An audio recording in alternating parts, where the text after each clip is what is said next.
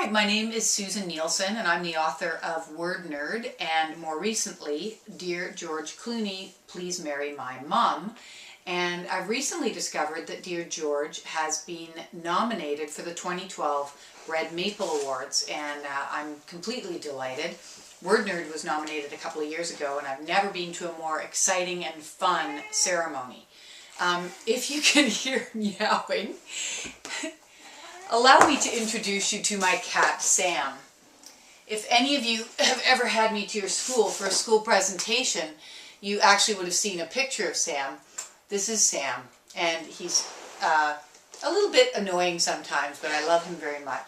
So maybe I'll just let him sit here, since it sounds like if I don't let him sit here, he's going to talk a lot. I thought I would also show you that Dear George has been published in a couple of different languages. This is the French version with a very different cover. I hope you can see this.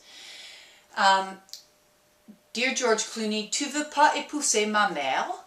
And it has also been published in Portuguese in Brazil. George Clooney, por favor, case-se com min hamai. I'm sure I'm pronouncing that terribly, but anyway, pretty cool. So they used the same cover art. And this one, they used their own cover art. So, what I would like to do is I'd like to just read to you a short bit from Dear George Clooney, Please Marry My Mom, just to give you a preview of the book if you haven't had a chance to read it already. What you need to know, it's the story of 12-year-old Violet Gustafsson. Her father has left her little sister Rosie, and her mother to go move to LA with, as Violet puts it, a new improved wife in a new improved house with new improved children. He and his new wife Jenica have had twin girls, Lola and Lucy, who are just about 18 months old. And Violet's mother, Ingrid, has reacted to this by dating a string of very inappropriate men.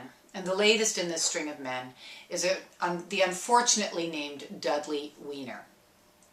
Violet has decided enough is enough, and along with her best friend Phoebe, she's going to try to set her mother up with the most eligible bachelor of all, George Clooney, because her mother met him once doing his hair on a movie shoot.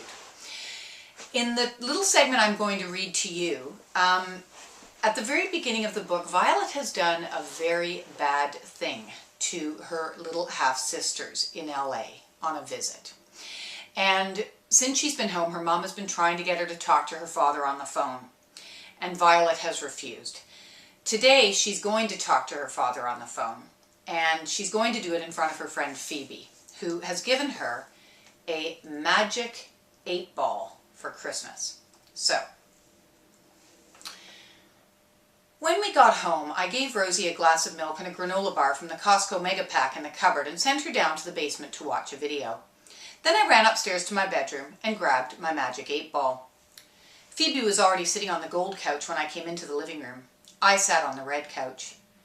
"Are you sure about this?" Phoebe asked. "It'll keep things interesting. Ready?" "Ready." I picked up the phone and dialed. "Hello?" I heard my dad's voice on the other end. So did Phoebe, since I had us on speakerphone. I didn't reply. "Violet, is that you? We have call display." I shook the magic 8-ball. "It is decidedly so." "I'm glad you called. We have lots to talk about. How are you?"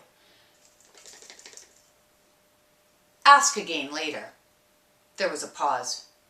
"Hey, I'm directing an episode of Glamour Girl starting next week. Isn't it your favorite show?" It was, but since the magic 8-ball was providing my answers, I said, "Don't count on it." There was another pause. I could tell he was trying really hard not to sound frustrated, which gave me a great deal of satisfaction. "Yeah, I guess your favorite shows change all the time. Too bad, I got you Carly Joseph's autograph."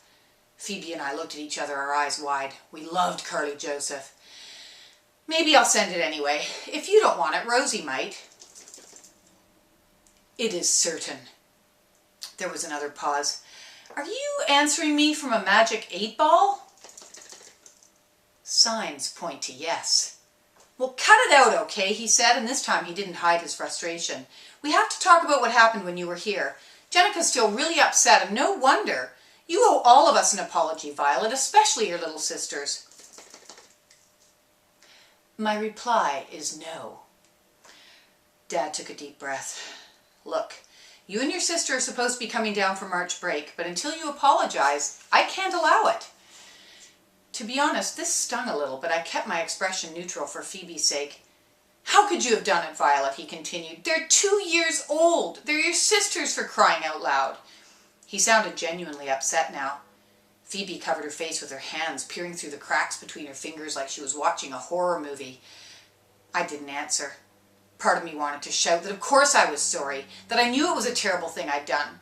But part of me wanted to shout that what he'd done to us was so much worse and nobody had ever made him apologize. Fine, he said. I'm done. Just remember that I love you. I shook the ball one last time. Highly doubtful, I said. Then I hung up. Phoebe looked at me, a cushion crushed against her chest. Wow, she said. That was better than TV. You're truly awful. But the way she said it, I could tell it was a compliment. Thank you for listening. That's it? That's it. Bye, Sam.